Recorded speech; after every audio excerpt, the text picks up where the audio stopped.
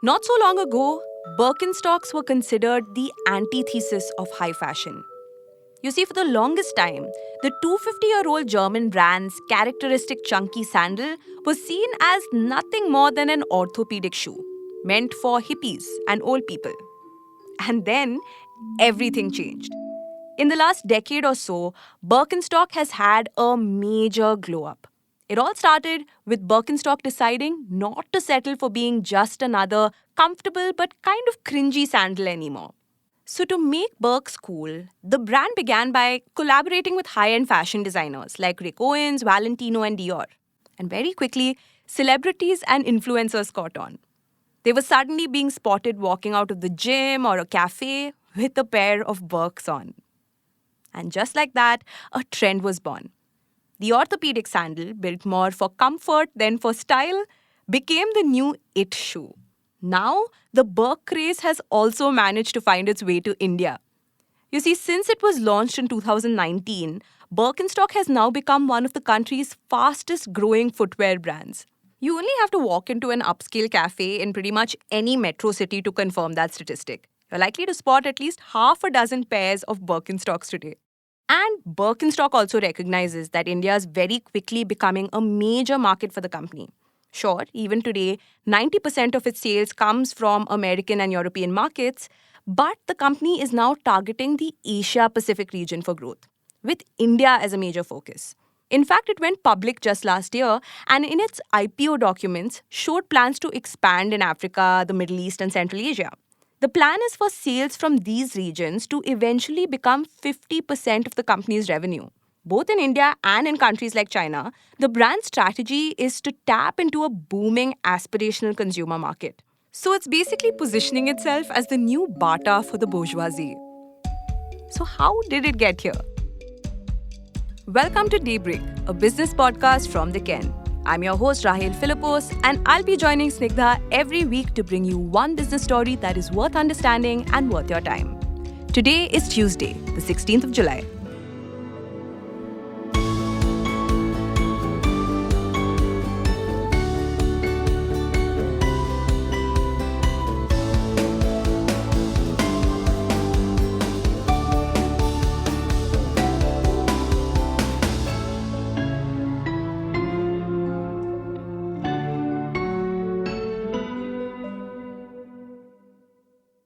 Birkenstock has been around for more than 200 years. So, why is it having its moment only now? Well, to fully get a sense of that, we need to really understand the brand and what it represents. You see, when Birkenstock was founded 2 centuries ago in Germany, it didn't actually sell shoes. It sold insoles. And I mean those cork, flexible insoles which are now the footbeds of the Birks we wear today. These footbeds are made in a way that evenly distributes your weight and then reduces pressure points and friction. And that's the reason behind the incomparable comfort of a Birkenstock sandal. Now, the one thing the brand has been clear on throughout is that they will always be about function. They've always prioritized foot health over aesthetics. And as a result of that, for the longest time, they were written off as ugly sandals for old people and for hippies. Now, the story behind how it became the hippie shoe is actually pretty interesting.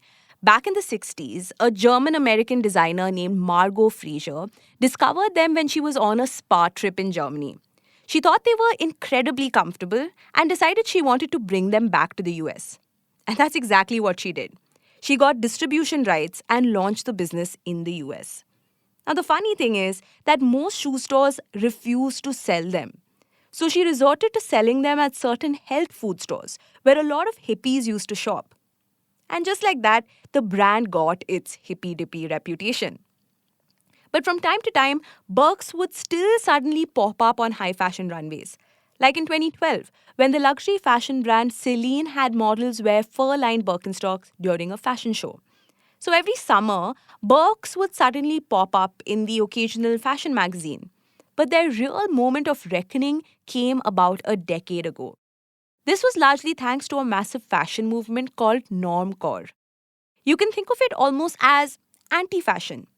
Suddenly, conventional aesthetics just weren't cool anymore. So shoes with chunky silhouettes like Crocs or what a lot of people call the classic dad shoe was suddenly all the rage. And another sandal that fit the Normcore bill was the Birkenstock. That trend has actually lasted for a decade now.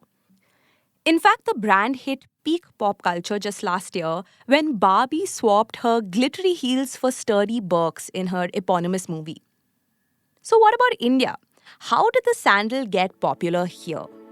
More on that in the next segment.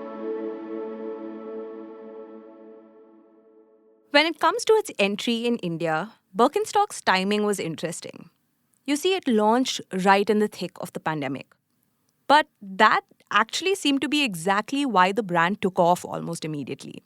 And it's pretty easy to guess why. Because during the pandemic, when we were all at home, comfort and wellness brands did supremely well.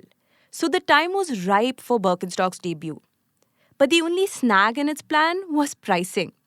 You see, Birkenstock sandals don't come cheap. They cost anywhere between 4 to 12,000 rupees. They fall under the premium or affordable luxury category, which means only a select few can afford it. In fact, that's central to Birkenstock's strategy. It keeps its allure alive by limiting supply and keeping the price point pretty high. So, for context, the company runs a tight ship where it controls manufacturing with an iron fist and handpicks distributors in new regions. In fact, 100% of its proprietary footbed production takes place in Germany, with some extra manufacturing in Portugal. But nearly all of the assembly is also done in Germany. Now, the point of this sort of approach is to keep supply in check and to ensure that the market isn't flooded with discount deals. But in a price sensitive market like India, making a mark would not have otherwise been easy for the brand because it has to convince price and value sensitive Indian consumers to splurge on a pricey pair of sandals. Now, ironically enough, Birkenstock's competitors have had a big role to play here, even before it officially entered the Indian market. More on that in the next segment. You know that saying, imitation is the ultimate form of flattery? Well, in Birkenstock's case, it's way more than that. You see, even before it was launched in India, shoemakers here were already flooding the market with lookalikes. In fact, a former senior executive at a footwear brand told the Ken that the concept of Birks was introduced in India as early as a decade ago. So there were tons of affordable knockoffs already available in India. They didn't call them Birks, of course, but the concept was the same, a cork-based footbed with leather straps. They were also far more affordable, priced anywhere between 1,000 rupees and 3,000 rupees. Now, what ended up happening was that all these replicas were almost like pre-launch buzz for the brand. So it was able to build a loyal customer base even before it officially arrived in the country. But now that it has entered the Indian market, these copycat sandals could stifle Birkenstock's growth.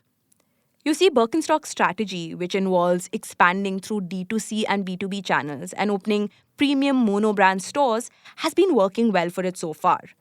But to keep its momentum, it needs to tackle the challenge of imitations. One way that Birkenstock is doing that is by going all out with marketing. In fiscal year 2023, it spent about 11% of its sales on advertising and promotion. In comparison, Metro Brands, which is a multi-brand footwear retail company that sells brands like Mochi and Crocs, spent only around 2.5% of its sales on advertising and promotions during the same period. Now, the Ken spoke to Harmanpreet Singh, the founder of Prath Ventures, a venture capital firm in the consumer space. He broke down the Birkenstock strategy in India for us. He said that the company is deploying its resources and focusing more on its D2C strategy, both online and offline, while using marketplaces primarily to build brand awareness. Things seem to be going well for Birkenstock, but it really has its work cut out for it. You see, as things stand today, even Crocs, which entered India a decade ago, has not yet built a 1,000 crore brand. That title is still held by mass brands like Campus and Bata. So it'll take a while for Birkenstock to achieve the scale in footwear that, say, Japanese brand Uniqlo or Swedish brand H&M has in apparel. But all is well as long as cash flush people in upscale parties continue flaunting their Birkenstocks as status symbols.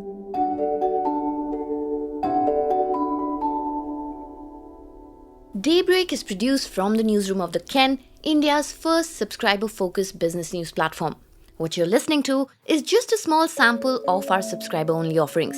A full subscription unlocks daily long-form feature stories, newsletters, and podcast extras.